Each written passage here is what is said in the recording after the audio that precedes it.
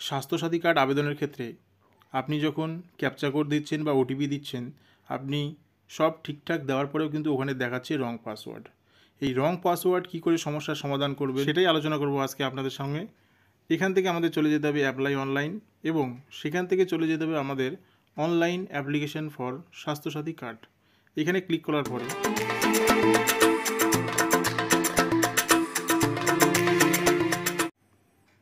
স্বাস্থ্যসাথী কার্ডের এই পেজে আসার পরে আপনি ফোন নাম্বার দিয়ে আপনি গেট ওটিপিতে ক্লিক করছেন। সেই গেট ওটিপিতে ক্লিক করার পরে আপনার মোবাইলে আসা ওটিপিটি আপনি সব ঠিকঠাকভাবে দিচ্ছেন।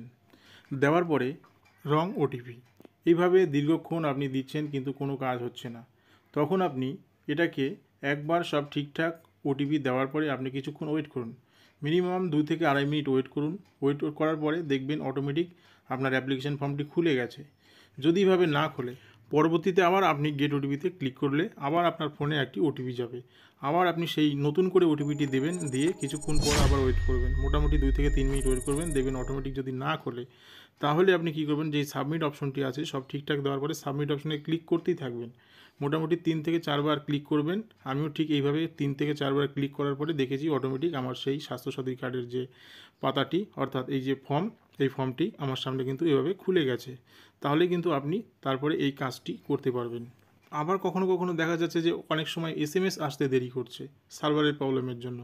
তো এইরকম সমস্যা হচ্ছে, তো আপনারা একটু ধৈর্য ধরে এটাকে করুন। গেট ওটিপি তো রং পাসওয়ার্ড দেখালেও আপনি কিছুক্ষণ ওয়েট করুন, মোটামুটি 2 থেকে 2.5 মিনিট। তো আশা করি আপনাদের সেই প্রবলেম সলভ হয়ে যাবে।